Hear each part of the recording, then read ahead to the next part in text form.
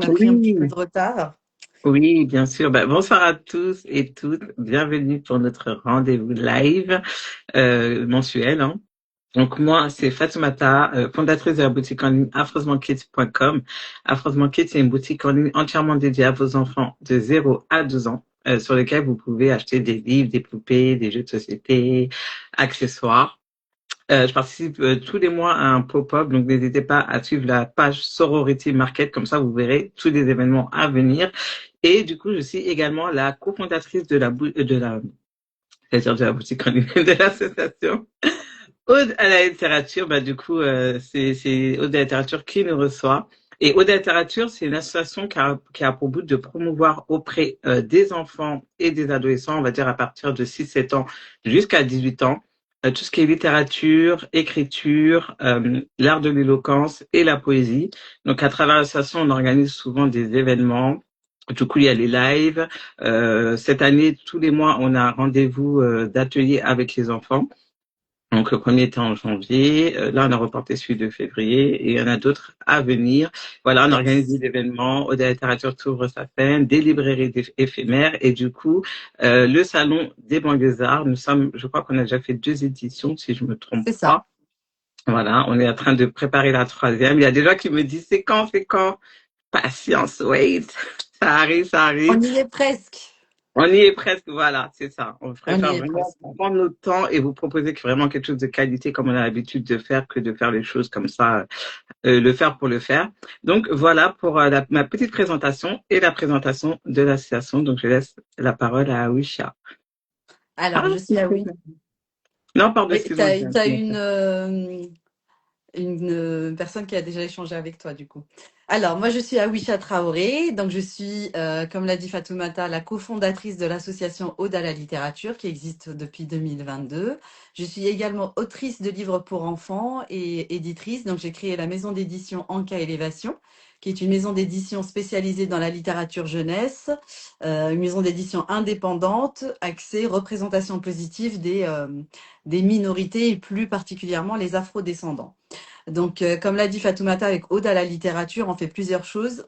Principalement, on travaille à la promotion de la culture, de la littérature et toute activité culturelle auprès des enfants et des adolescents. Et c'est pour ça que depuis quelques années maintenant, on est sur des ateliers, des librairies éphémères, parce qu'on veut aussi aider à la promotion d'auteurs indépendants ou non, d'éditeurs indépendants ou non. Et c'est à ce titre-là qu'on reçoit ce soir Julien, dont on a découvert la sortie du livre il n'y a pas si longtemps, en novembre 2025. Et on a le plaisir de le recevoir. Donc, il va vous parler lui-même de qui il est, de son ouvrage. Donc, je vais de ce pas le faire monter sur notre live. Et c'est parti. Welcome. Bonsoir. Ouais, salut Aisha, comment vas-tu? Je le vois Ça pas. va? Tu me vois là ou... Alors, moi, Non, je te moi vois je te très vois bien. pas. Fatoumata, tu le vois pas? Non. Mais non. Ah, Attends. euh, mais est-ce que tu l'entends au moins, Fatou? Ouais, je l'entends, mais j'aurais préféré le voir. Bah oui, c'est mieux. C'est Je mieux le son et m'entends. l'image. Là, le téléphone, je sais pas pourquoi il bloque, je comprends Non, non, pas. moi je te vois très bien, Julien. Non, Ouais. c'est pas toi. Je pense que c'est Insta qui fait des siennes, hein. Ouais, alors en commentaire, merci, ils nous disent ils voient bien Julien. Et est-ce que vous voyez bien Fatoumata, s'il vous plaît? C'est pas évident, hein. Mais bon, Insta ne veut pas de moi. on va défier l'algo et puis on va avancer. Alors Julien, bienvenue. Merci d'avoir accepté notre invitation. On va commencer par une question basique, simple. Est-ce que tu peux te présenter? Qui es-tu pour qu'on puisse te découvrir tous ensemble? Alors moi, c'est Julien, je suis né en Seine-Saint-Denis dans les années 80. J'ai grandi dans les années 90 dans la France d'avant, dans les banlieues de l'époque, dans les banlieues d'époque. Et voilà, et je suis né entre deux cultures, deux mondes. Donc j'ai grandi avec beaucoup de questionnements, beaucoup de rage et paradoxalement avec beaucoup de rêves. Donc ce qui m'a permis d'écrire ce récit Péripéties d'un baroudeur. Donc voilà en gros qui je suis. Voilà qui tu es. Alors n'hésitez pas, si vous avez des questions à poser à Julien, vous pouvez nous les mettre et on va les épingler. Voilà, soit il vous répond au fur et à mesure, soit on laisse les questions à la fin, c'est comme vous préférez. Moi, j'ai une question déjà. Oui. Ah, bah vas-y, allez, c'est parti. Mais de toute façon, c'est la question que si tu verras, Ousha, que je pose souvent à nos invités. Moi, je voudrais savoir déjà, bah, tu t'es présenté, quel est aussi ton rapport du coup à l'écriture? Depuis quel âge tu as commencé à écrire? Est-ce que tu as toujours été intéressé par l'écriture et du coup aussi la littérature? Alors en fait, pour la petite anecdote, je vais le dire, en fait, je sais que j'aime l'écriture, j'aime le mot depuis que j'ai 7 ans.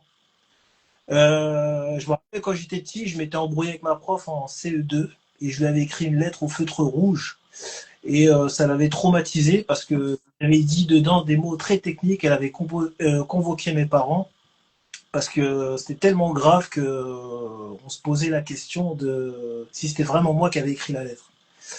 Et pour moi, l'écriture, ça a toujours été, comment dire, c'est mon espace perso, c'est mon jardin secret, c'est ma façon de, comment dire, de vider mes émotions et de dire ce que j'ai à dire, ce que je peux pas dire à voix haute. Je suis le dernier d'une famille et des fois, dans certains milieux, quand tu es le dernier, comment dire, ta parole n'a pas de poids. Voilà, t'es le petit frère, tu dis, ouais, on t'écoute, mais bon, ah, c'est le petit frère, voilà. Donc Oui, pour c'est le petit, quoi. Le petit dernier, ouais.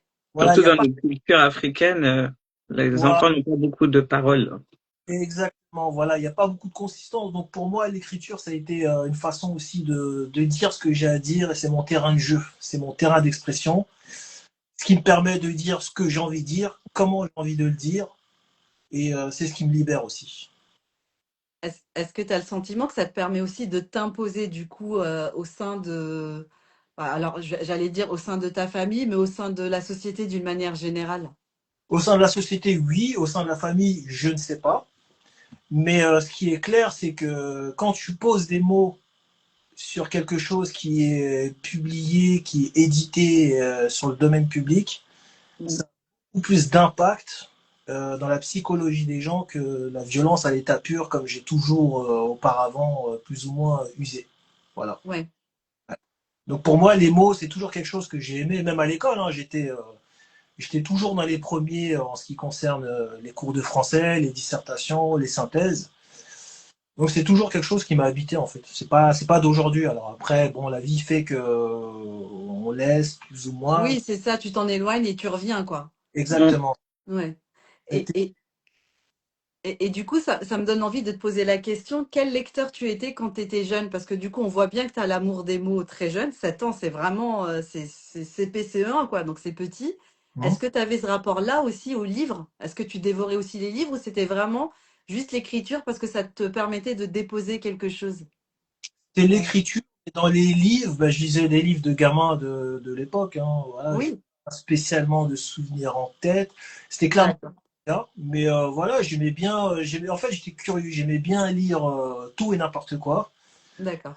Concrétisé, on va dire, à l'adolescence où je lisais beaucoup de journaux, de magazines. Mm. Ok, Ouais, de magazines rap de l'époque, L'Affiche, Radical.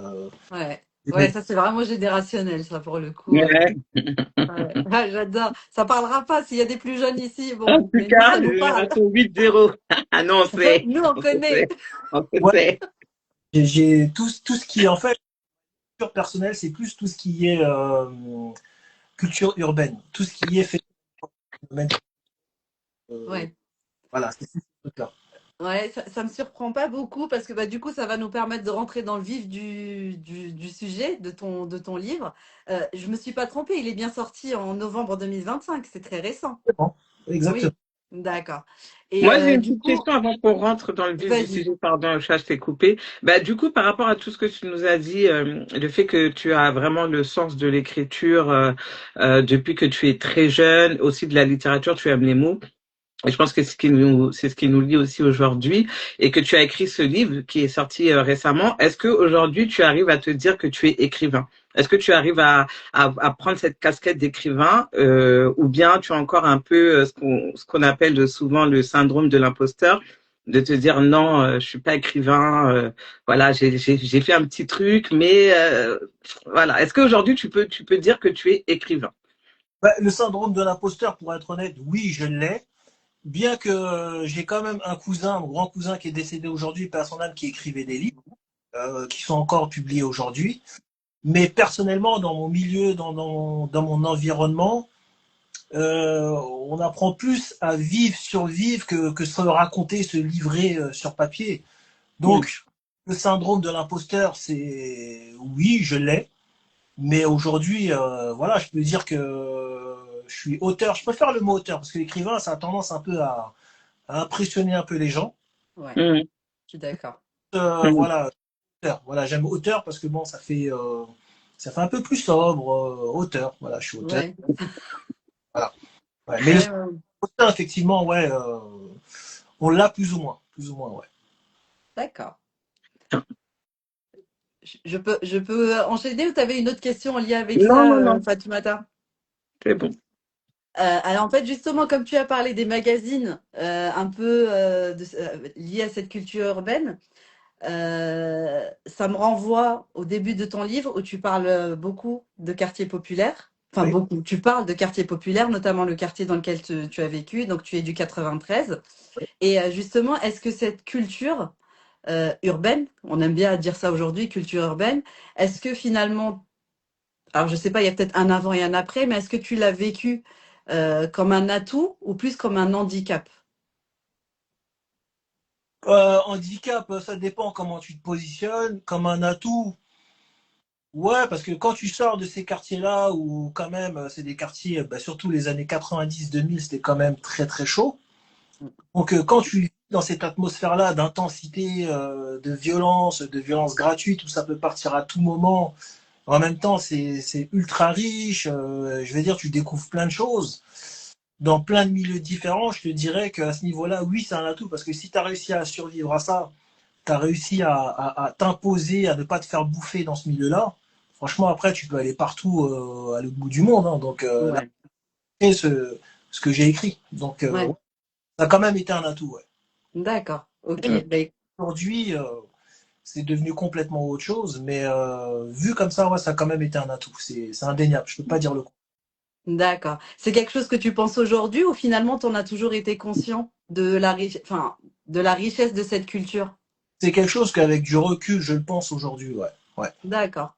Ok. Même si des fois, c'est dur avec ces quartiers-là dans le récit, où je suis un peu satirique, sarcastique, mais avec du recul, ouais, quand même, ça m'a beaucoup forgé. Même s'il y a eu beaucoup de violence, ça m'a quand même forgé. Ouais, ça m'a épaissi le cuir, on va dire.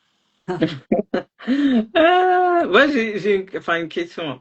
C'est pas vraiment une question, mais j'ai commencé à lire du coup ton livre, Ouais, c'est vrai qu'on ressent beaucoup, comment dire, l'empreinte du quartier dans le début de l'histoire.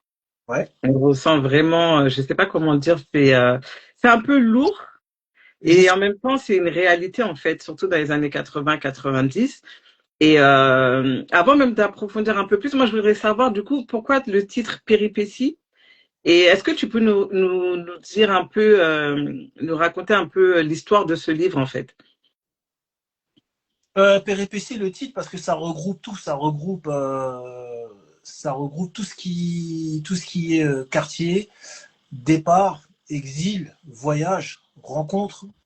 Je peux dire à l'international, parce qu'il y a des passages, on commence en 93, puis au Canada, à Montréal, puis après dans l'ouest du Canada, à quelques endroits dans les Caraïbes, à Cuba.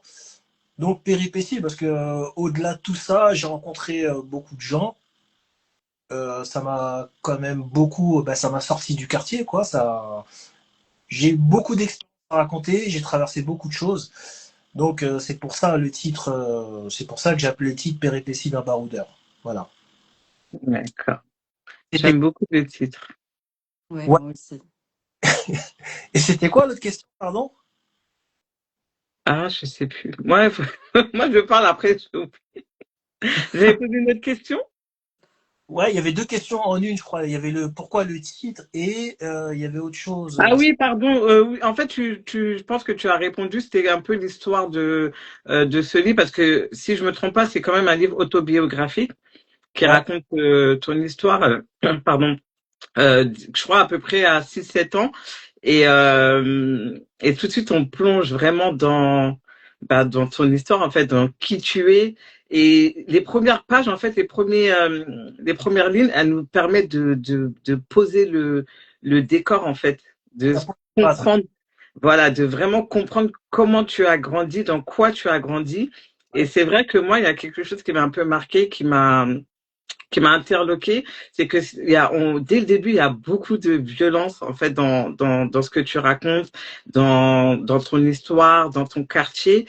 Et j'aimerais savoir en fait comment aujourd'hui, pas forcément aujourd'hui, mais comment en tant que jeune garçon issu de banlieue, tu as dû faire face en fait à cette violence? Comment tu t'as réussi aujourd'hui? Qu'est-ce qui a fait qu'aujourd'hui tu es devenu auteur et du coup tu as eu besoin d'écrire ce livre et de te décharger en fait?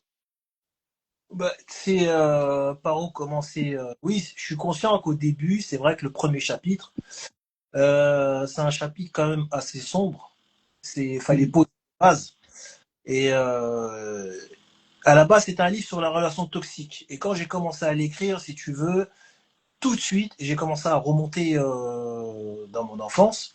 Et puis pour la petite anecdote, le premier chapitre, il n'a pas été facile à écrire parce que ça te fait replonger dans des choses que tu as mis de côté et qui ressurgissent. Et en fait, tu te rends compte que tu n'as pas oublié. Donc Ouais. ça, Mm. tu mets en porte-à-faux aussi les gens de ta famille parce que tu peux ne pas te comprendre ou alors penser que tu inventes ou je ne sais quoi. Mais c'est vrai que c'est un chapitre quand même assez dur. Et le rapport aujourd'hui que j'ai avec tout ça, avec la violence, c'est un rapport complètement détaché parce que bon, je suis quand même parti pendant 13 ans. Donc à ce moment-là, le deuil, il est fait. C'était juste raconter, poser les choses et les raconter comment ça s'est passé, ce qui a été fait.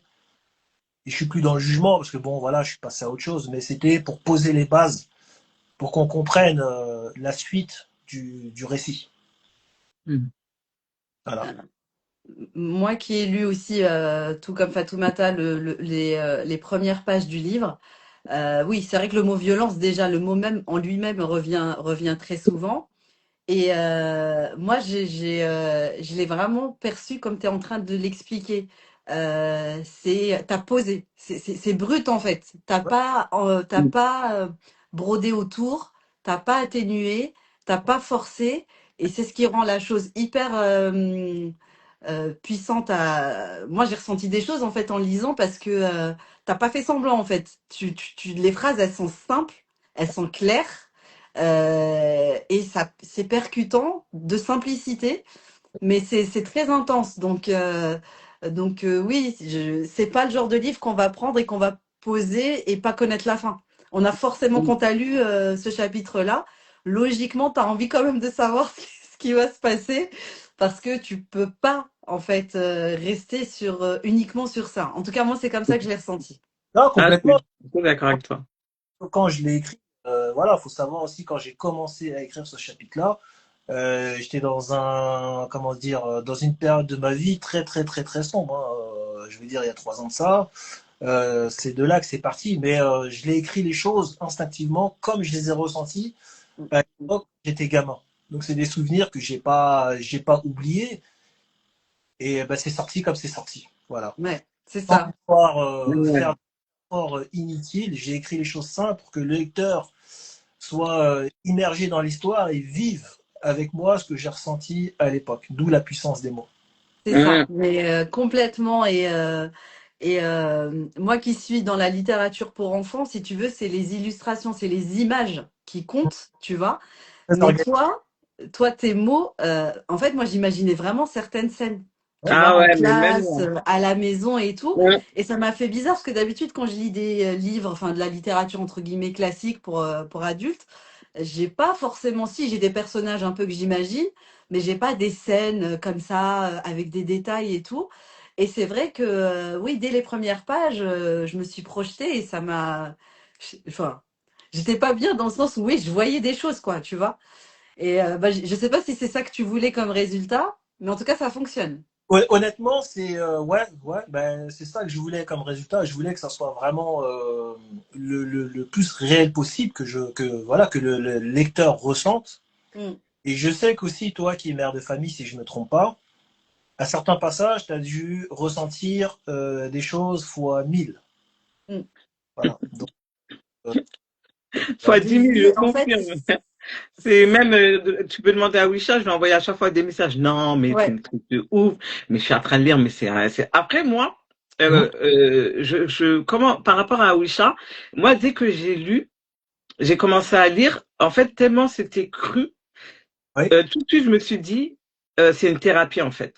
Moi, c'est vraiment comme ça que je l'ai pris dès en fait, c'est tellement, Bon. comme elle dit, brut de décoffrage, que on sent que ce livre, tu avais besoin de l'écrire, tu avais besoin d'en fait de poser tous ces mots tels qu'ils se sont passés pour laisser ça derrière toi. Moi, c'est vraiment comme ça que je l'ai ressenti. Tu peux demander à Wisha, je lui ai envoyé un message, je lui ai dit, mais je sens derrière les lignes que je suis en train de lire, un garçon, un jeune garçon qui a souffert, qui a vécu beaucoup de choses et qui a juste besoin en fait de se libérer. Et très rapidement, moi c'est vraiment comme ça que je l'ai pris et limite, enfin, je sais pas comment dire, ça m'a pas choqué dans le sens waouh c'est pas bien et tout. Ça Mm. m'a choqué en fait limite j'étais apaisée mais pour toi, tu vois. Je sais pas Ouais. si je suis claire dans ce que je dis, c'est j'étais apaisée pour toi parce que je me suis dit mais quelle force de caractère il a fallu qu'il ait pour pouvoir écrire tout cela, pour pouvoir vraiment vider son sac comme il doit le faire pour passer à autre chose et surtout pour laisser un témoignage parce que c'est ce que j'ai dit à Wisha, j'ai dit il y a des parties, j'ai même pris des screens, là j'arrive pas, je peux pas vous les montrer, il y a des endroits des passages que j'ai lus, j'ai pris en screen parce que ça aurait pu être moi qui l'ai écrit en fait Ah, tellement ça me parle, tellement je comprends. Et c'est ce que je disais à Wisha, il y a cette dans le livre, je sens aussi ce côté crise identitaire, le fait d'être né et d'avoir grandi en banlieue. Et je pense que beaucoup d'entre nous peuvent se retrouver ici en tout cas dans le premier chapitre, parce que c'est vraiment celui que j'ai commencé à lire. Mais il y a beaucoup d'entre nous, je pense, qui auraient pu écrire ton histoire et poser les mots que tu as posés, quoi. ouais, bah oui, c'est en partie il y a un gros côté thérapeutique, c'est vrai. Je vais pas mentir, oui, il y a un côté thérapeutique où quand j'ai commencé à prendre le stylo, bah, j'ai posé mes tripes sur la table avec. Voilà, tout ce que j'avais sur le cœur, tout ce que je reprochais plus ou moins un peu à tout le monde, y compris voilà ma propre famille. Hein. De toute façon, voilà, c'est pas non plus agréable. C'est pas un livre tranquille à lire le premier chapitre, mais ouais, effectivement, il y a un côté thérapeutique parce que je suis conscient quand même que voilà que je tire un peu à balles réelles, mais fallait que ça soit déposé. Ouais. Mm. Ouais. Et, et est-ce que justement on peut te demander l'accueil qui a été fait justement à ce... Parce que déjà, au-delà du sujet, le fait que tu aies décidé que ça soit autobiographique, etc., c'est déjà puissant. Mais bon, déjà, le fait d'écrire un livre, c'est pas rien comme démarche. Voilà, c'est quand même énorme comme décision, passer le cap et tout. Et comment ton livre a été accueilli déjà par le public, mais avant tout par les tiens, quoi. Par le public, très bien. Je reçois des messages où je reçois beaucoup de messages où les gens se livrent, me racontent leurs histoires perso, intimes, ceux qui l'ont lu jusqu'à la fin, dans plusieurs chapitres de vie différentes. Et auprès de ma famille, c'est chaud. Ouais. Ouais, c'est chaud, mais En voilà, même temps, il est sorti en novembre, donc ils doivent. C'est frais, quoi. c'est Mm. vrai. Non, ouais, c'est tendu. C'est tendu. Ouais. Ouais, Voilà. c'est. Donc c'est- j'essaie. Donc voilà, je prends du recul par rapport à tout ça. Ouais. Je laisse le cheminement se faire. Mm, Écrire comme j'ai écrit, ça a des conséquences, faut le savoir. mm, Ça a des conséquences, ça laisse personne indifférent. ouais. Et voilà, mais bon, ça, quand je l'ai écrit, voilà, je le savais plus ou moins, mais à ce point-là, quand tu le vis, tu dis, ouais, quand même, C'est c'est. différent. Tu vois, moi, ce que je trouve délicat dans le cas d'auteurs voilà, qui écrivent leur autobiographie, c'est que tu vois, quand tu l'as écrit, je sais pas, tu l'as écrit enfin, sur plusieurs années, sur plusieurs mois, comment ça s'est... J'ai commencé, si tu veux, j'ai commencé en 2023. D'accord, En 2023 et ça s'est finalisé 2025. Voilà. d'accord, Donc après, tu sais, après c'est des passe-passe. T'envoies un exemplaire. c'est ça. Alors, la version que tu as lue, c'est la version la plus soft, hein, parce que la première version, c'est une messe. Et voilà. Et puis quand je l'ai relu après, je me suis dit non, non, non, non, C'est non. chaud. Passer un truc comme ça, envoyer un truc, ouais, ouais, ouais, c'est. Donc on a D'accord. l'éditeur, certains passages, couper certains passages, les remodeler. D'accord. La première version, c'était vraiment une version vraiment à vif avec Mm. créé avec la haine, avec le sang, avec tout quoi. Et c'est Ouais. pas ouais, ouais. Et du coup, ça te fait pas bizarre parce que du coup, tu as écrit ce livre dans un mood. Aujourd'hui, il est publié, donc tu as travaillé, tu as encaissé, ton cheminement, il est fait. Et là, tu dois être quand même un peu décalé par rapport aux réactions des autres parce que toi, ça y est, Ah non, ton cheminement, tu l'as fait, tu as fini ton processus en fait. j'ai dit, j'ai écrit ce que j'avais à dire, j'ai déposé tout le fardeau que j'avais à déposer sur papier, je l'ai écrit. Maintenant, le truc, il fait son cheminement. Moi, c'est bon. Moi, mon deuil Ouais, que j'avais à avouer, tous mes excès, mes chutes, comment j'ai vécu, voilà, c'est maintenant, moi, je suis passé à autre chose, tu vois. ouais, D'autres personnes, ça peut, voilà, ça laisse pas indifférent. Voilà. Mm. d'accord. Confirme. Donc là, j'ai épinglé une question de César Quintet qui dit qu'est-ce qui a été le plus dur? Commencer, l'assumer, détailler et se relire. Alors, le plus dur, je vais être honnête, c'est pas tant de l'écrire, parce que quand tu l'écris, tu vas avec le feeling, tu as quelque chose à dire, tu n'y penses plus, tu fais ce que tu as à faire. Le plus dur, c'est la réaction de tes proches. Je vais être franc avec toi. Hmm. Tu l'écris d'une façon, ça peut qu'être mal perçu parce que bon, tu peux, voilà, il y a des choses, je suis conscient, oui, qui peuvent vexer. Si c'est ton père, si Mm. c'est si c'est ton frère ou ta sœur ou quoi. Donc, ouais, ça peut être ça le plus dur, mais ce qui est fait. Et puis, tu avais un fardeau à déposer, il fallait que ça se fasse. Et puis Mm. après, plaire à tout le monde. Non, ça c'est Voilà. certain. Ouais, moi, je Surtout voulais. avec l'écriture, hein. Surtout avec l'écriture, c'est surtout en autobiographie, c'est dur. Après, c'est ce que je disais tout à l'heure au début du live.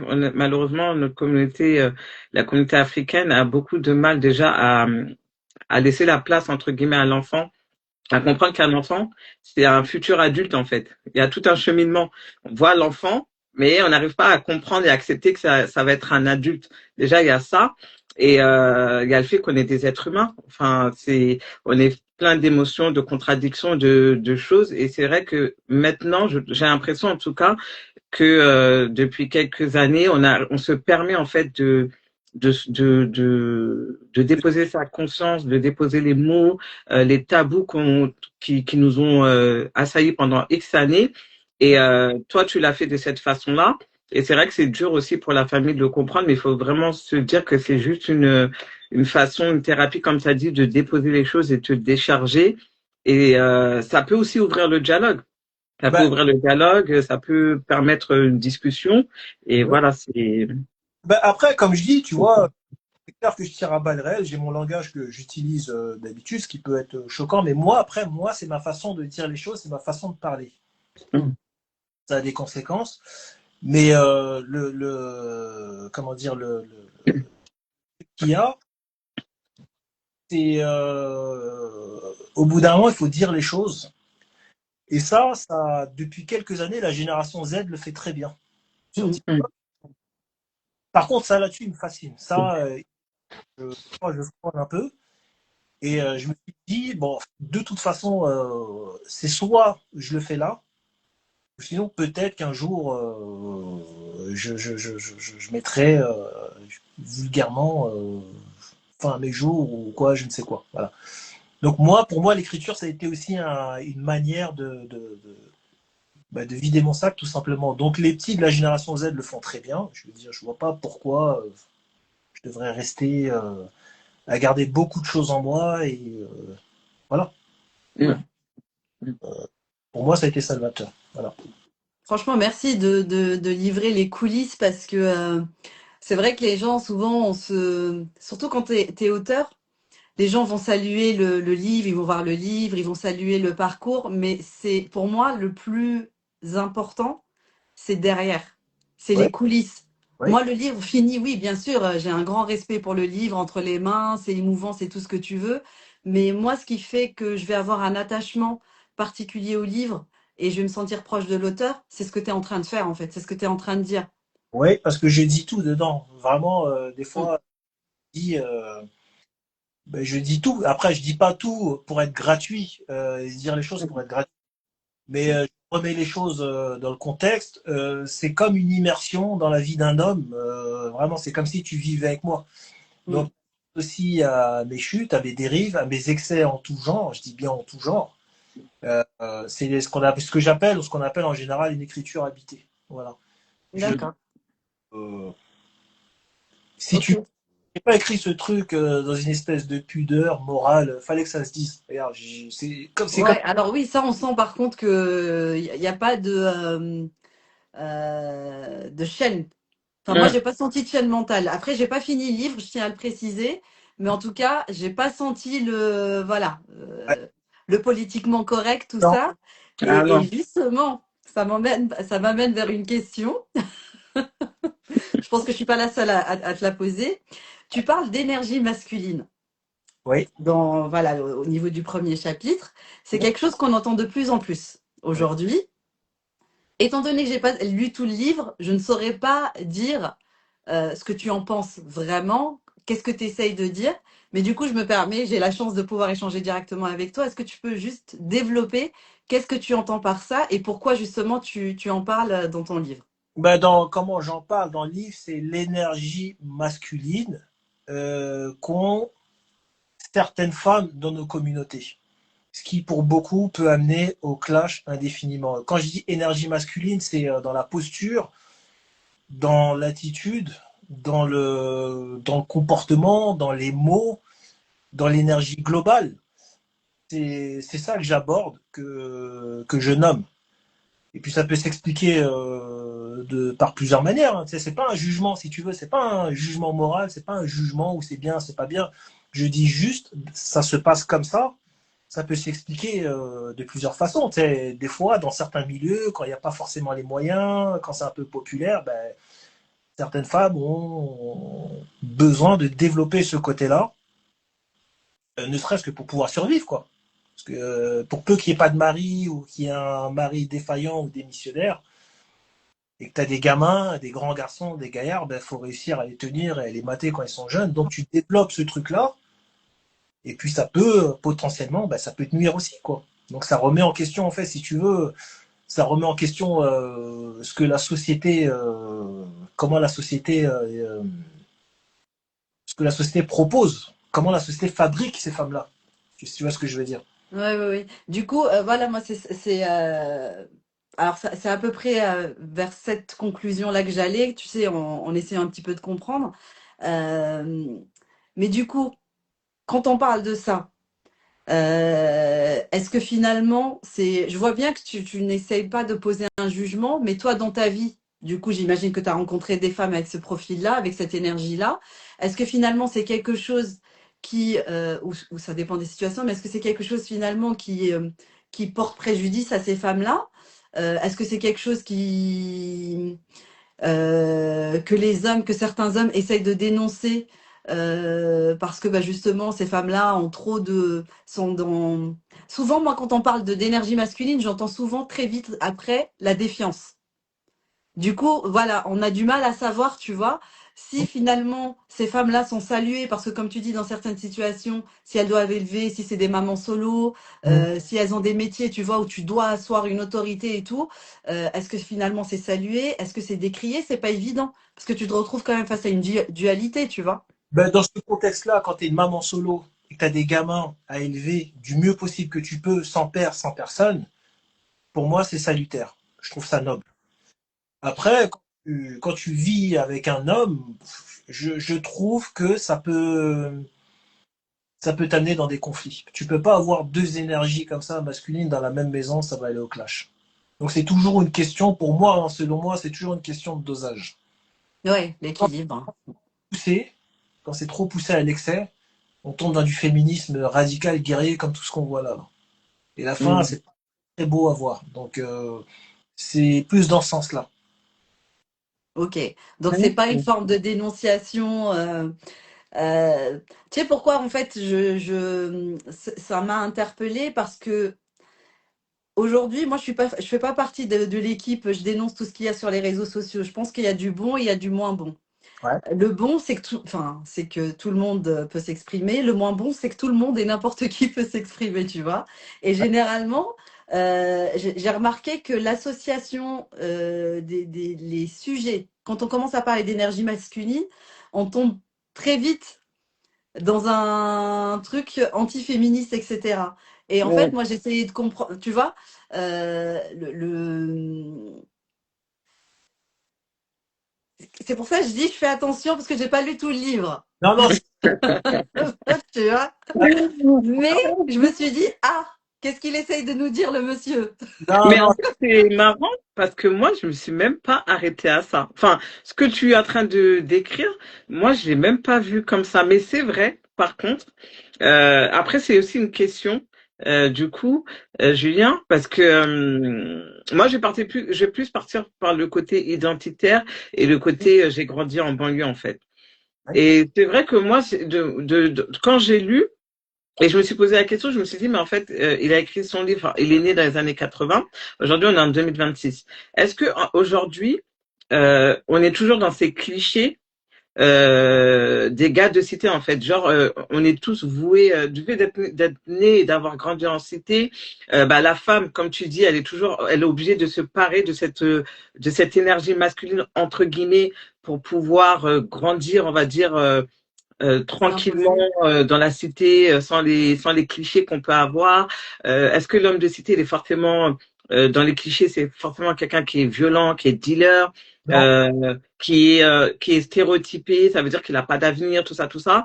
Euh, Toi qui a grandi comme ça dans cette atmosphère et qui en est sorti, qui a pu voyager et aujourd'hui qui est revenu, est-ce que tu as l'impression que les choses elles ont évolué en fait entre les années 80 où tu as grandi là-bas et aujourd'hui en 2026? Parce que j'ai l'impression qu'on est toujours, entre guillemets, dans ce schéma-là Hum. de gens de cité, la fille qui doit être très masculine, le gars qui n'a pas d'avenir, qui risque d'être ci, ça, ça, ça. Est-ce on est sorti de ces clichés-là ou encore en 2026 on est dans ce genre de clichés? Bah, ça dépend toujours. Ça dépend toujours du cas par cas. Hein. T'en as qui sont encore dans ce cas. Mm. Il y a aussi beaucoup de gens issus des quartiers qui bougent, qui voyagent, qui font des trucs. Mais la seule différence, c'est qu'on n'entend pas parler d'eux. C'est pas toujours des profils qui sont mis en avant, mais il y a énormément de quartiers qui font des trucs. Mm. Je pense qu'on a tendance à focaliser, c'est les dealers de quartier, les fours, les tours, la cité, tout ça. Mais il n'y a pas que ça. C'est une partie intégrante qui est là. À certains égards, ça s'est empiré, mais il n'y a pas que ça. Il y a aussi beaucoup de mecs qui font des trucs, mais ils sont pas mis en avant. Et puis j'ai l'impression aussi qu'ils sont invisibilisés. Ouais, c'est C'est ce que vrai. j'allais dire.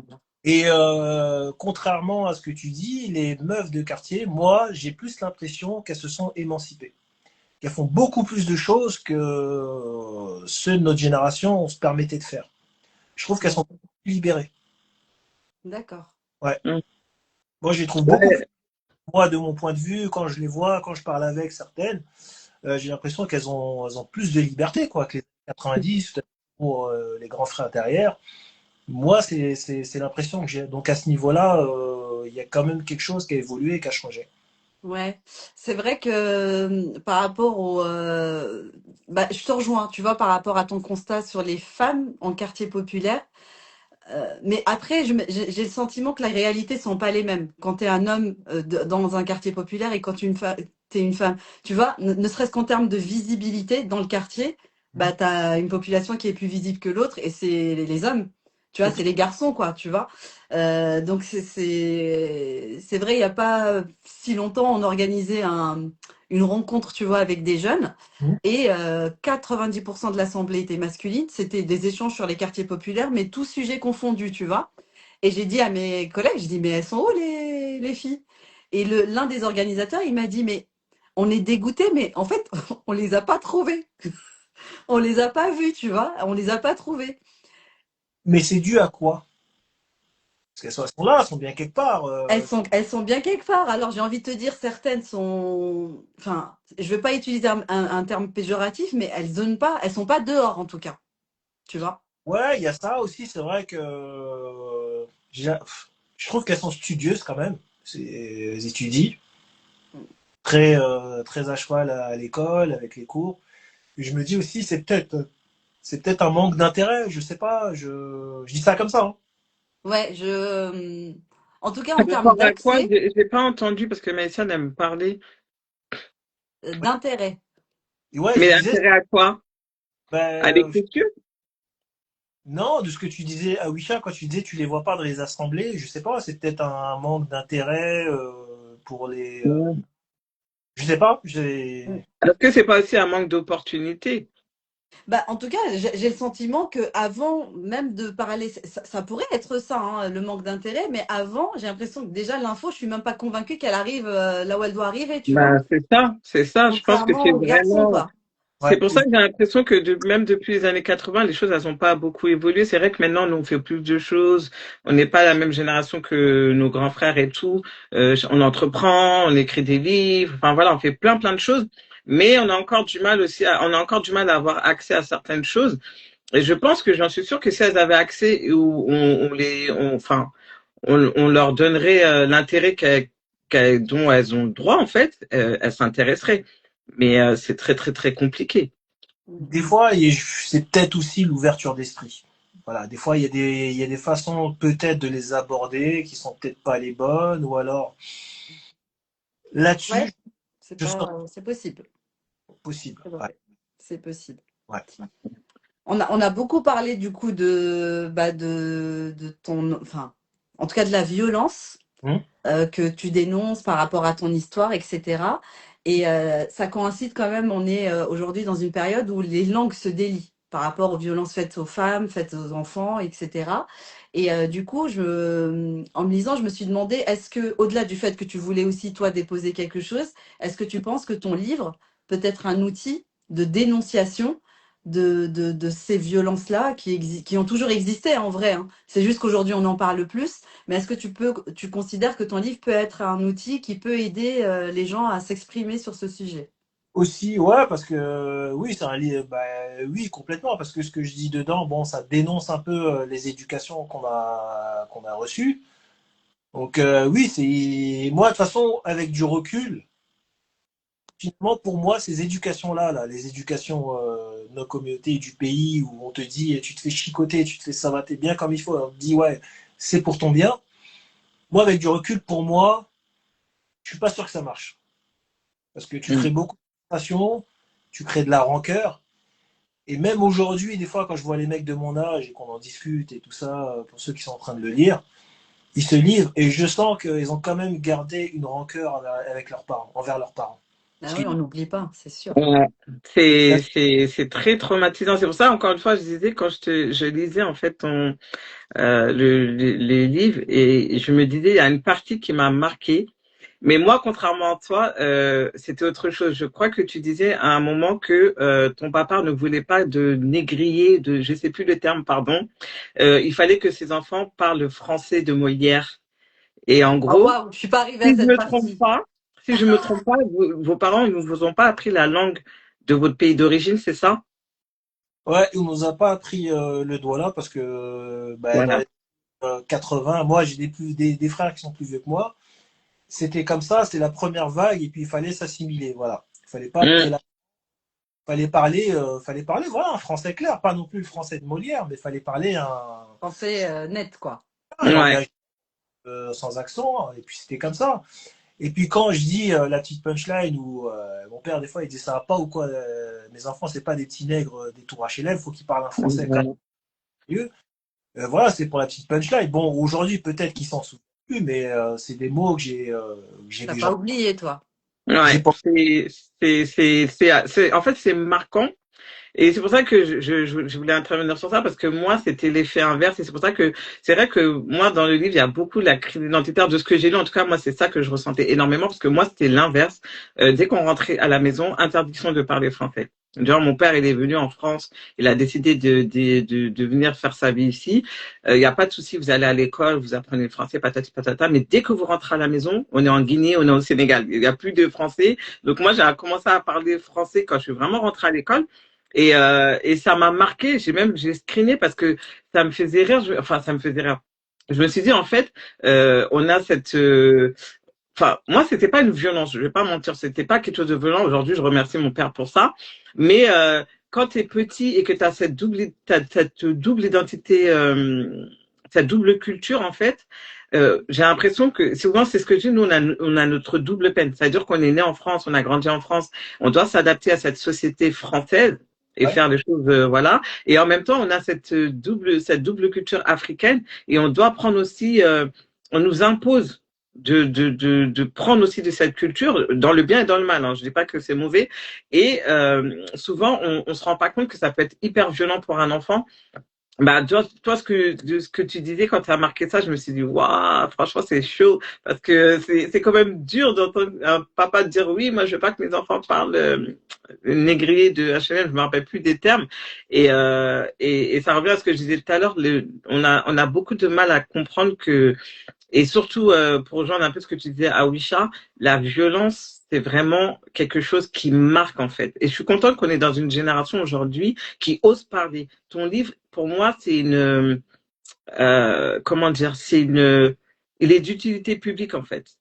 Ouais. C'est, c'est tellement cru, c'est, comme je te disais, il y a tellement de personnes de notre génération, de notre culture qui, quand ils vont lire, ils vont dire, mais c'est mon histoire, en fait. Ce qu'il est en train de raconter, c'est moi, j'ai vécu ce qu'il a dit, je comprends ce qu'il est en train d'essayer d'exprimer, et on se reconnaît vraiment, même moi qui suis une fille, hein, j'ai pas vécu tout ce que tu as vécu, mais je t'assure, je me disais, mais waouh, je comprends trop ce qui veut dire histoire et crise identitaire.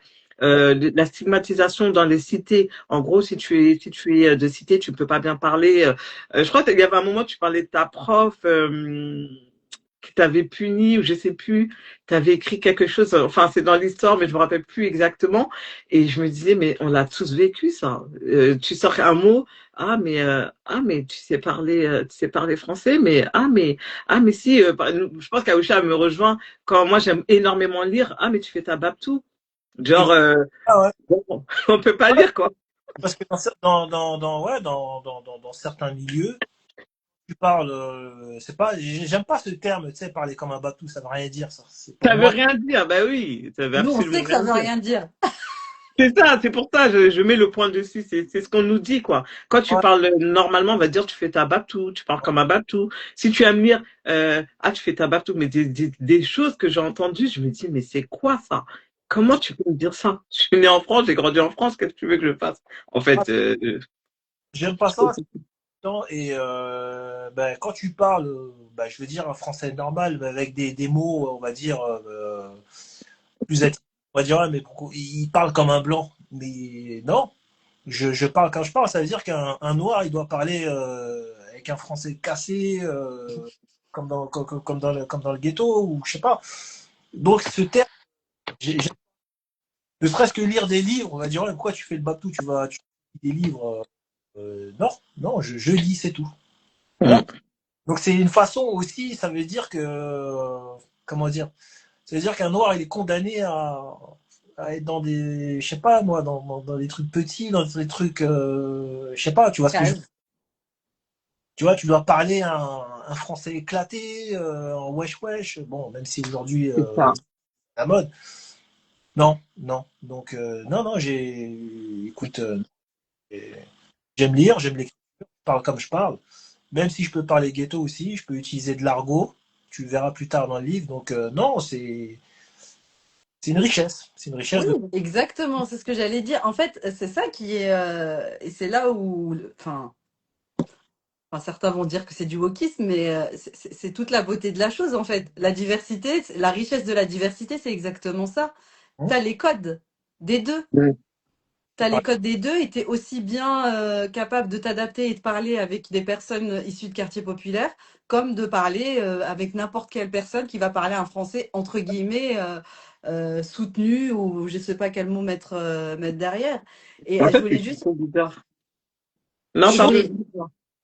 Sauf, Pardon. dépendamment dans le milieu où tu te trouves, si tu parles un certain langage, tu seras vite stigmatisé, mis de côté. Oui, Voilà. oui. Ça, c'est une certitude. C'est indéniable. Voilà. Quand tu vas chercher du boulot, et des fois, même dans certains milieux, quand ils savent que tu viens d'un quartier, on va se foutre de ta gueule, mais c'est très subtil. On va te parler. Mm. En gros, on te rappelle d'où tu viens. Le mépris. Exactement, mais tu Exactement. sais, c'est incroyable. J'ai Ah. eu, là, je suis obligée de partager cette anecdote parce qu'elle m'a marquée. Pourtant, ça fait plus de 20 ans. C'était l'un de mes premiers jobs. Moi, je suis née en France, mais j'ai grandi au pays, Ouais. tu vois. Donc, j'ai pas grandi en quartier populaire.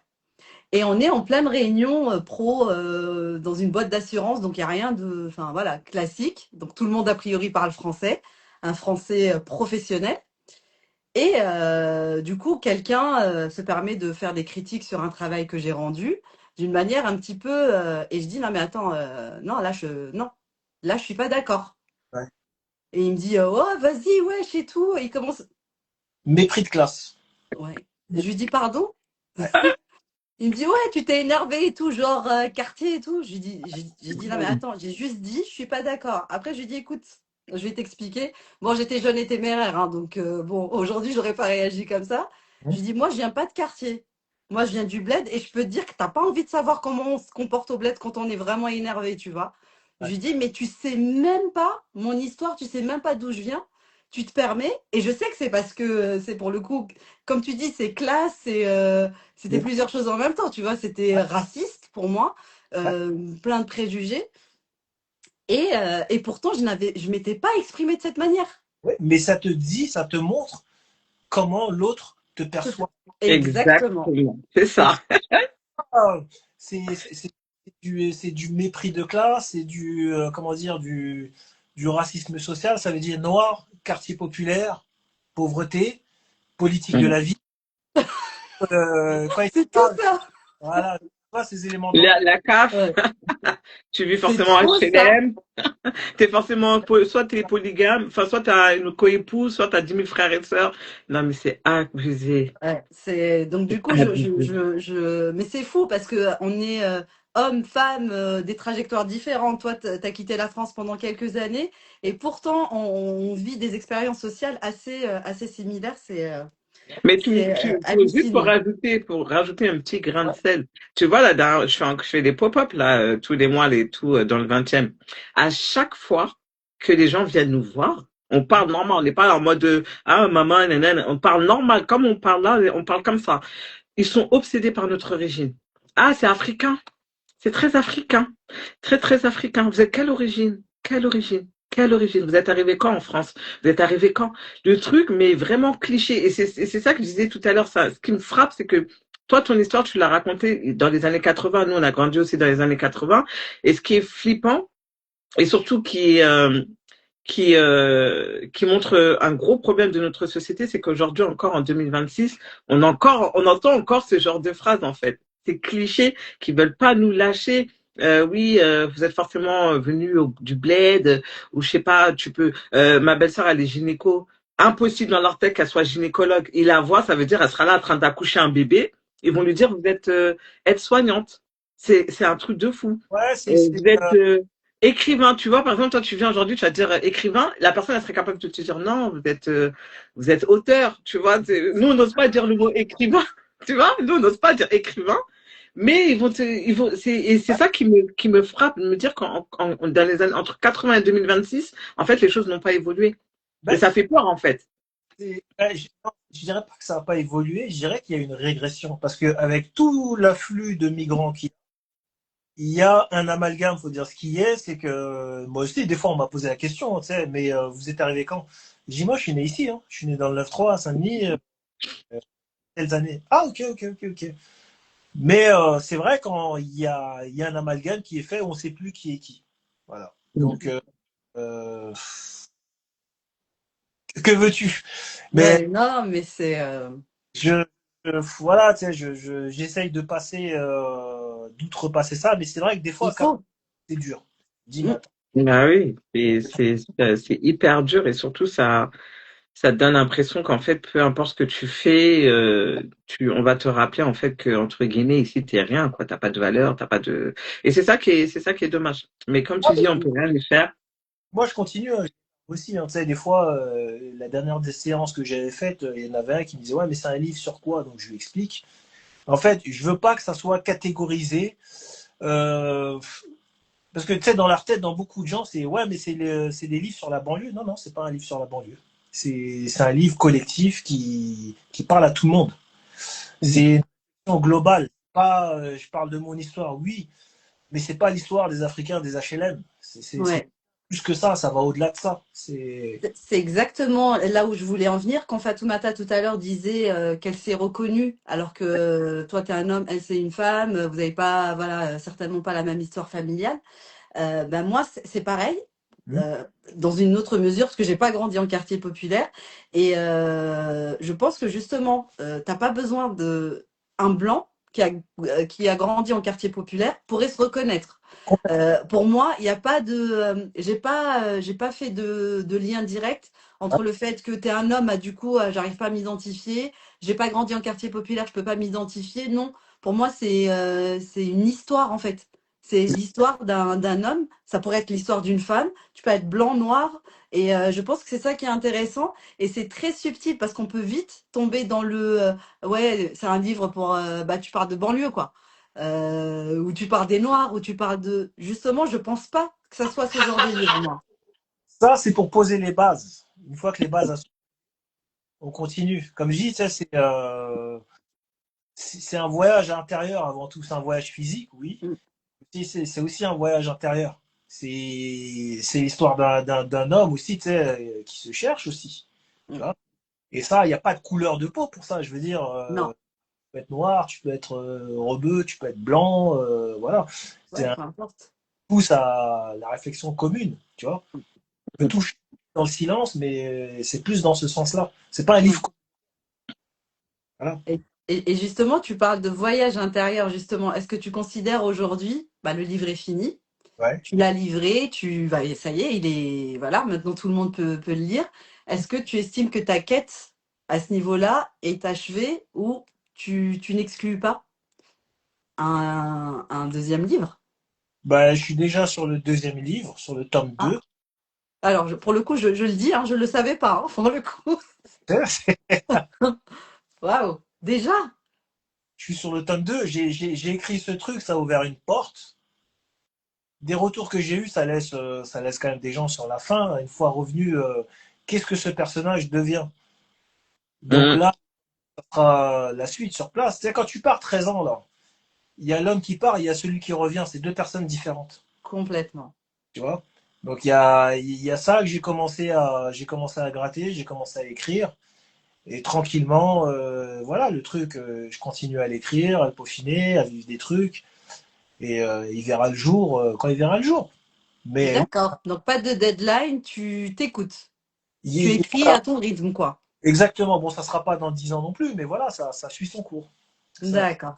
Ça suit son Ok. cours. Ah, mais c'est Il y a top. social, sociologique à place, le retour, voilà, quand tu es parti, qu'est-ce que tu retires de tout ça? Qu'est-ce que t'es Il y a celui que t'es parti, le mec de 25 ans que t'étais quand t'es parti.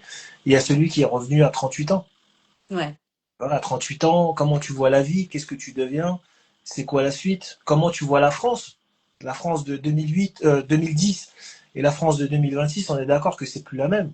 Ah, c'est clair. Et encore moins celle des années 90-2000. Mm. Donc, Mm. il y a encore quelque chose à développer et à mettre sur papier. Voilà.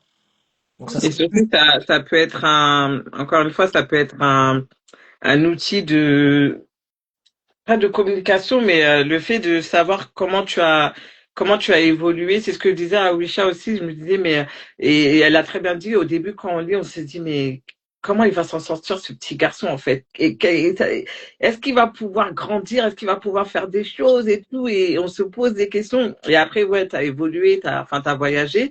Et c'est bien d'avoir la suite parce que ça peut permettre à des personnes qui ont peut-être vécu la même chose que toi de dire qu'on peut s'en sortir.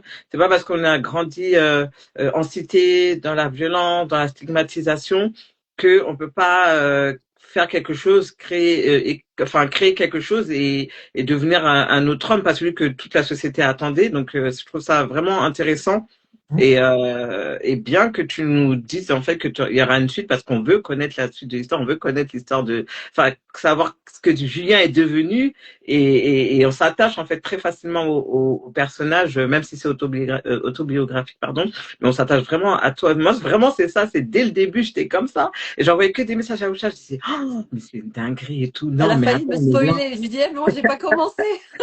Je disais, mais non, et tout, et c'est fou, et tout. Et comme elle dit, on a envie de savoir, de connaître, de comprendre comment il a évolué, comment il est sorti de là, qu'est-ce qu'il a fait, est-ce qu'il est devenu, enfin voilà, vraiment, et je trouve ça bien du coup, il y a une suite à ce livre, aux péripéties du baroudeur. Ouais, il Et y a une pourquoi baroudeur, en fait? Je sais plus trop la définition du mot baroudeur. Ça veut Bah, dire quoi?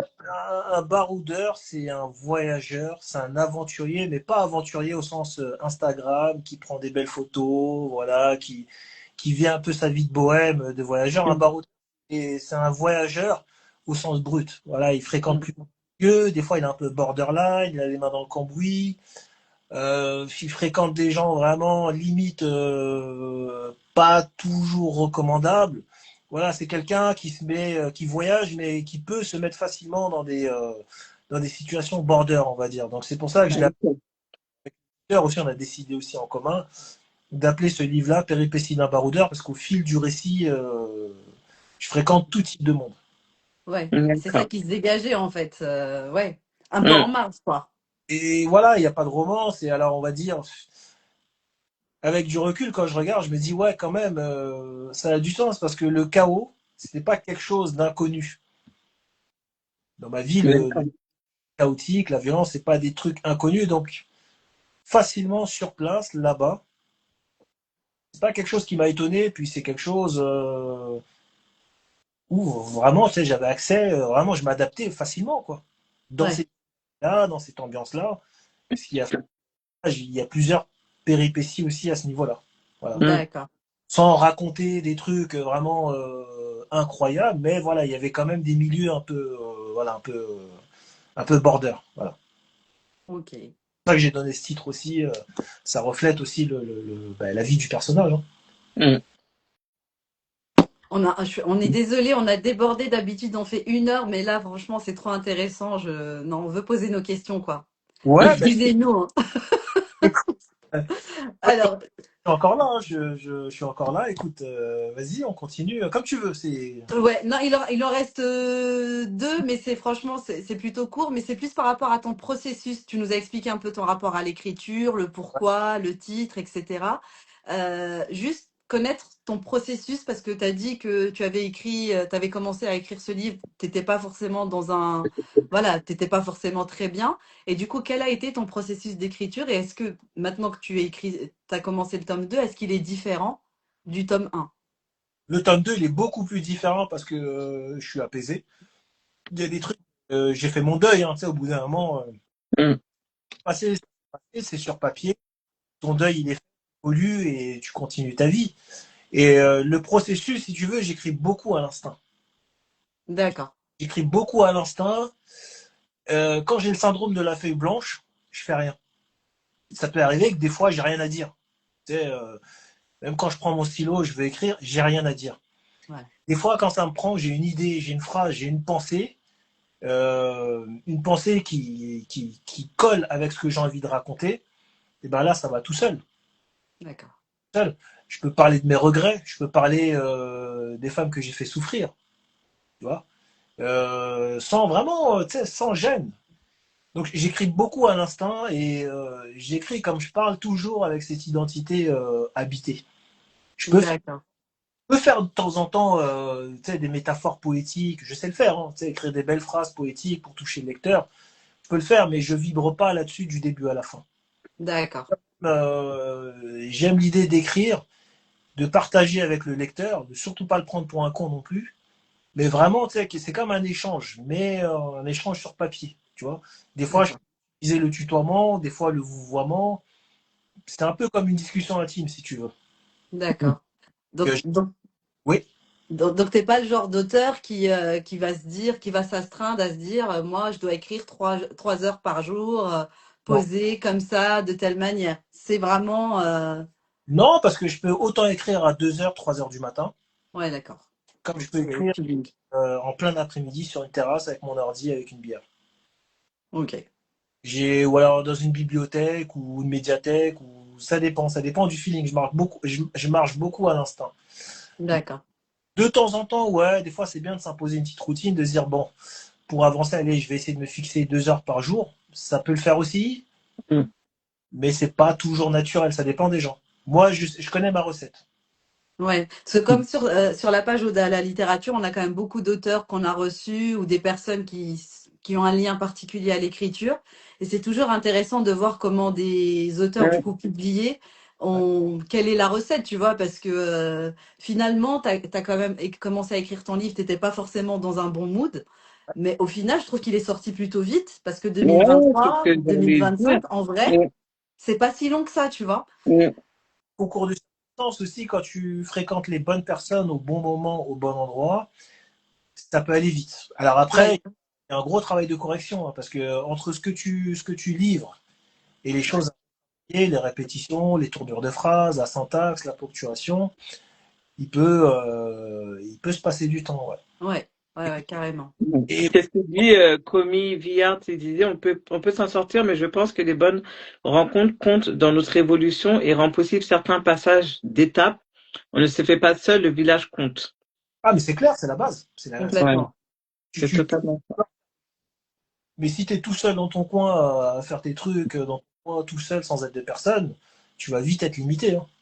Mm. Tu vas vite être limité. Et puis moi, je sais que le point de bascule de tout ça, c'est quand je suis tombé sur un stand justement qui fait des ateliers d'écriture et qui trouve des nouveaux talents qui ont une plume particulière.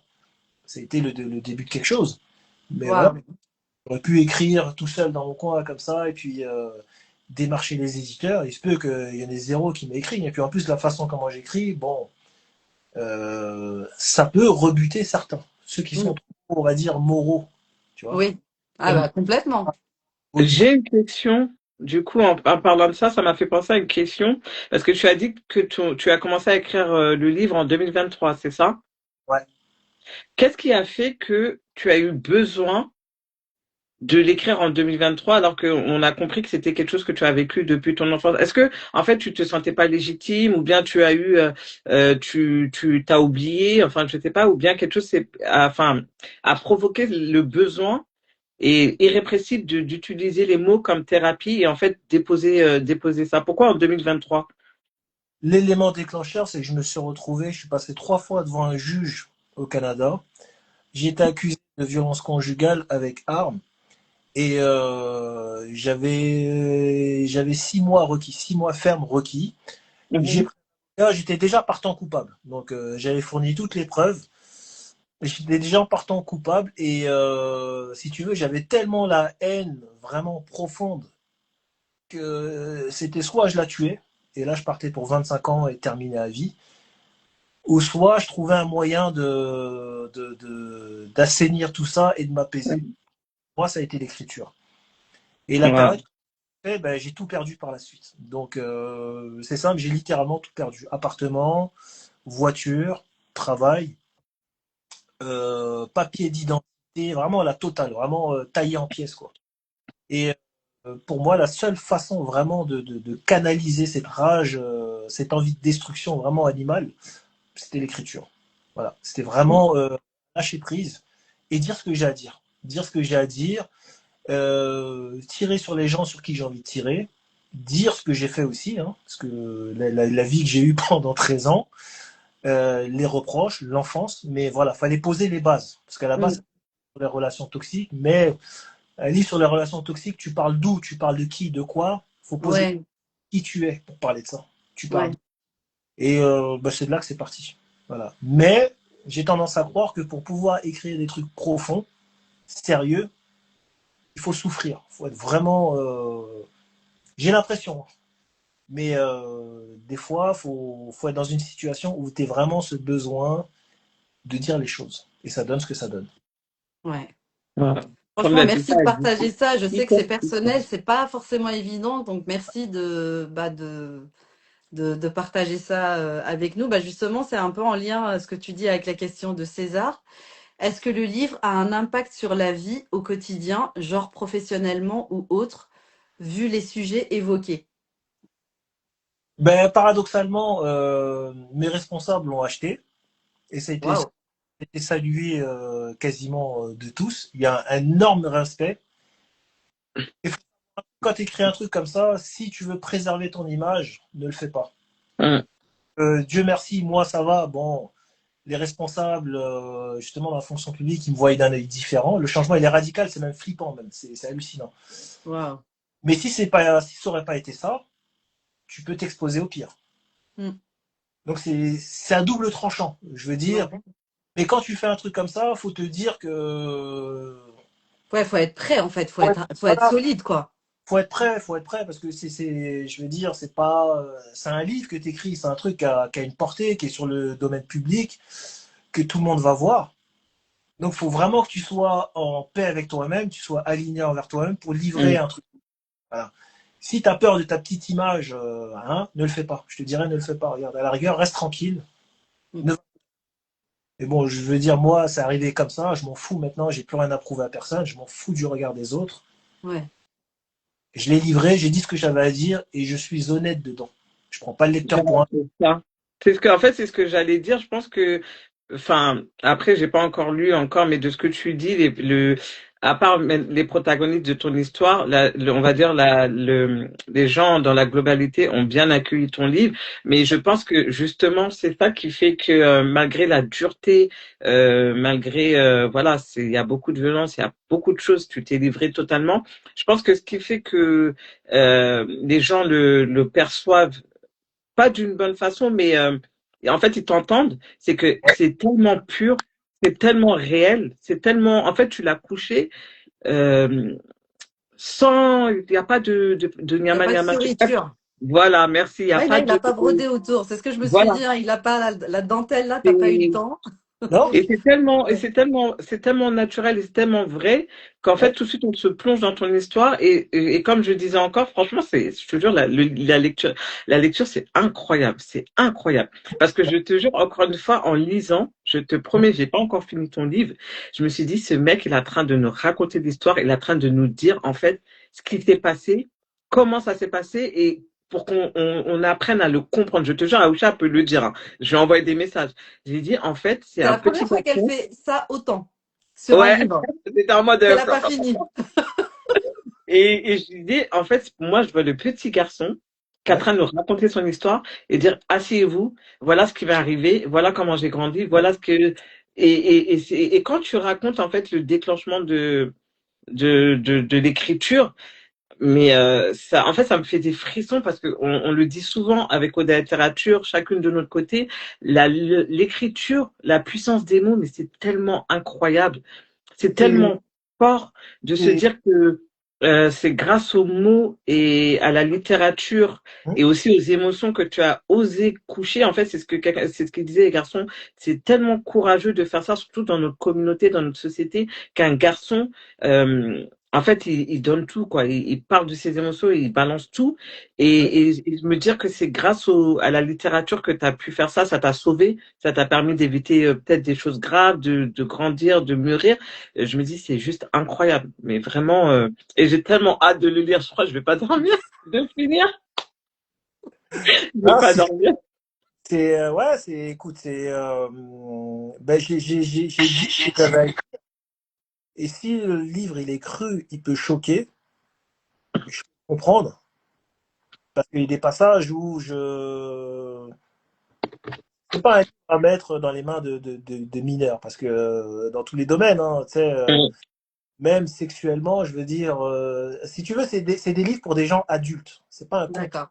c'est un livre sérieux. C'est pour des gens adultes, c'est ce qu'on Mm. traverse, c'est ce qu'on sent.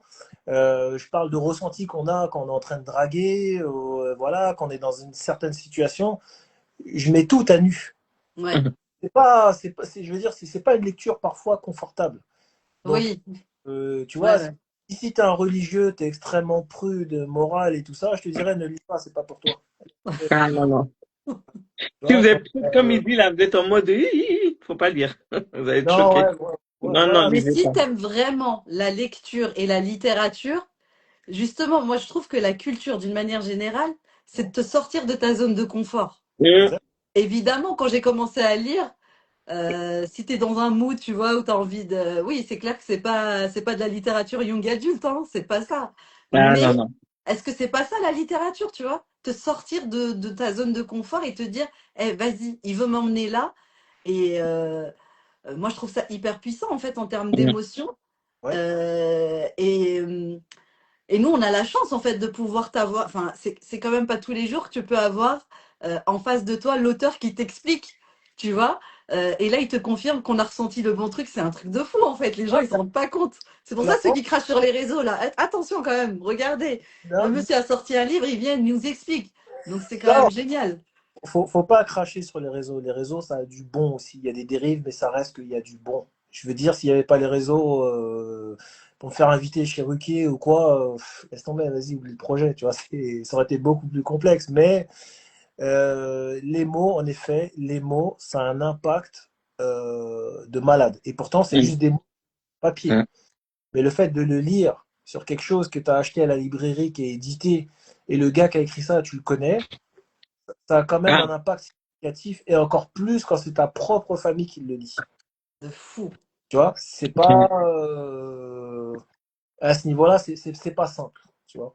Mm. Le public en général, bon, c'est pas grave, ils connaissent mon nom, machin, mais bon, tu vois, mais c'est le plus dur, c'est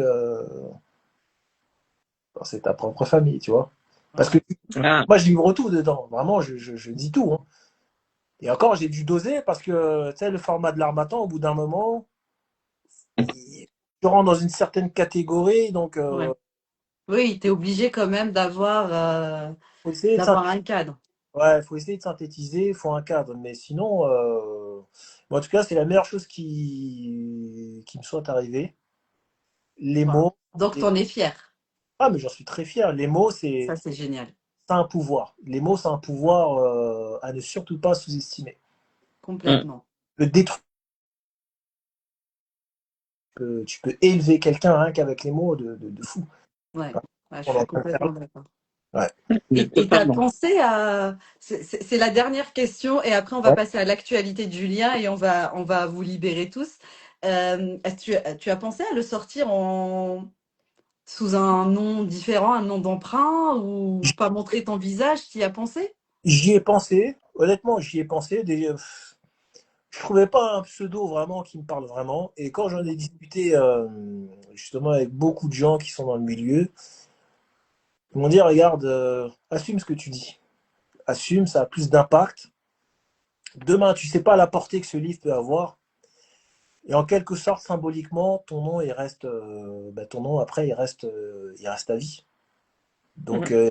il y a ça aussi. Et puis même quand j'en ai parlé à l'éditeur, il m'a dit ouais, ok. Puis il m'est revenu là-dessus. Il me dit pourquoi tu veux garder un pseudo? Parce que quand tu prends des pseudos, c'est comme si tu n'assumais pas ce que tu dis. Ton histoire, elle est poignante, elle me touche. J'aime beaucoup ton histoire. Et je vois pas pourquoi aussi tu devrais mettre un pseudo. Je veux dire, c'est pas un livre politique, c'est pas un livre sur la géopolitique où tu attaques l'état profond. Oui. Ouais, Donc voilà, ça serait dommage. d'accord. Là, je me suis dit, bon, j'y ai réfléchi longuement. Je Ok, suis dit, allez, fuck off, regarde, on y va avec ça. j'y vais. On y va avec ça. Quand même, Puis un pseudo, ça aurait enlevé peut-être pas de la valeur, mais on s'aurait dit, est-ce que c'est pas un truc romancé? Enfin, je sais pas si tu vois ce que je dis. On s'aurait dit, ouais, ça se peut que c'est pas vraiment son histoire, quoi. Tu vois, aussi, voilà, c'est bien d'avoir vraiment le nom, quoi. On sait que c'est toi, et que c'est vraiment ton histoire, et il y a exactement. pas à se poser la question, quoi. Il n'y a pas à se poser la question. Et puis même les gens qui m'ont connu petit, jeune, plus jeune, Voilà, ça a parlé tout de suite parce que quand c'est sorti, le truc qu'il y a aussi, il y a beaucoup de gens que j'ai connus à une époque qui l'ont acheté. Je veux dire, D'accord. énormément de gens qui m'ont connu. Ça, par contre, je pourrais pas mal parler. Énormément de gens qui m'ont connu, me connaissent, l'ont acheté, voilà. Ouais. Donc, on l'ont acheté parce que je me rends compte que le nom, prénom, leur est resté en tête. Donc, quand ils ont vu ça passer sur Facebook, j'ai reçu des messages. Ouais, salut, machin, tu te rappelles de moi? Ouais, ouais, je me rappelle, en fait. Où c'est que je peux le trouver? Ah, trop bien. Donc, voilà, il y a à côté vraiment, voilà, les gens quand même. Non, quand tu connais un auteur, tu connais l'auteur, bah, Exactement, ça a du poids, ouais. ça a du poids, ça a du poids. Complètement. Alors, est-ce que tu as une actu à nous partager? Des séances de dédicaces? Ben, l'actu que j'ai à partager, ben, regarde, c'est ce que c'est faire, ce qu'on est en train de faire. Déjà, continuer à faire vivre le livre, faire des lives, des podcasts, des rencontres, surtout avec les lecteurs, parce que j'aime beaucoup le contact avec les lecteurs, et des séances de dédicaces. Voilà. D'accord. Donc, l'actu, c'est de faire lire, c'est de faire vivre le livre, et tout en continuant à écrire le tome 2 tranquillement, Ok. tranquillement, pas vite, et voilà. Mais pour moi, là, la priorité, c'est de continuer à faire vivre le livre. Le livre. Voilà. D'accord. Alors, on l'a pas dit évidemment parce que c'est une évidence, Hum. mais abonnez-vous à la page de Julien pour suivre Ouais. justement son Ouais. actualité. Et c'est Ouais. comme ça que vous saurez voilà, les séances de dédicaces, les dates, les lieux, etc. Nous, on Ouais. essaye comme d'habitude de relayer au maximum, mais Ouais. idéalement, si vous êtes vraiment intéressé, c'est quand même de s'abonner à la page de Julien pour en Le, savoir plus. le livre, il est disponible sur le site de l'Harmattan, à la FNAC, sur Cultura, sur Amazon aussi. Il est disponible partout sur toutes les plateformes. Voilà. Super. C'est un Donc, vous livre savez. voyage intérieur et puis ça parle de ceux qui se sont perdus, qui se cherchent. Voilà, je pense que c'est une lecture habitée qui peut parler à beaucoup de gens. Voilà. Franchement, comme Aoucha l'a dit, on a duré, hein. On On a a duré duré de fou. aujourd'hui. Vraiment, mais franchement, 22h30. bah, comment? 2h30. Je me Non, revois lui sérieux? dire non, Il est quelle heure? t'inquiète, pas plus d'une heure. Ah, ben Ouais. 22h30. Non, mais c'est comme ça, quand c'est doux, on fait comment? Franchement, parce que quand moi j'ai commencé à lire, je me posais des On est questions, je me animé. dis, mais comment on va, enfin, aborder le sujet sans que ça fasse ci, sans que ça fasse ça. Mais après, en fait, au final, il y a plein de sujets qui sont traités en fait dans ton livre. Exact. Et comme on disait tout à l'heure, ça parle à tout le monde en fait. Ça parle à tout le monde. C'est tellement universel. Et surtout, encore une fois, moi, je bug dessus, mais la puissance des mots, voir comment la littérature en fait a été salvateur pour toi. Et quand on fait des lives comme ça aussi, on aime beaucoup faire ce genre de live parce que on sait que ça peut être impactant, ça peut résonner chez quelqu'un d'autre. Et c'est pour ça qu'on aime faire ce genre de live. Et encore une fois, toujours des images de représentation. Si toi, tu as pu le faire, tu as pu raconter ton histoire, t'es né, t'as grandi en cité, t'as eu ci, t'as eu ça, pardon. Malgré tout, voilà qui tu es aujourd'hui. Et moi, nous, on aime trop ça, que les gens racontent leur victoire et viennent témoigner parce que, encore une fois, ça fait résonance et on se sent tous concernés. Et ça se peut qu'on va en parler à un tel et un tel qui, enfin voilà. C'est la toile d'araignée comme ça. Et, Ouais. en tout cas, moi, je suis super contente d'avoir passé ce moment avec toi. Je ne sais pas si Merci d'avoir Aoussa veut accepté rajouter notre quelque chose. invitation. Plaisir Généralement, on partagé. laisse toujours à l'invité le dernier mot de la fin. Tu peux nous dire ce que tu veux, si tu as un conseil, un adage, je sais pas, quelque chose que tu veux partager avec nous et on va clôturer le live comme ça. Ben, on va clôturer le live sur la question. J'écris, comment dire, j'écris pas pour plaire, j'écris pour être honnête. Voilà. J'écris de façon habitée, j'écris pas pour plaire, j'écris pour être honnête surtout. Ça sera mon mot de la fin. Voilà. Merci beaucoup, Julien. Et merci à tous pour votre Mer- présence. Merci pour ce live, ça m'a fait plaisir. Et puis la prochaine fois, ben, quand vous voulez.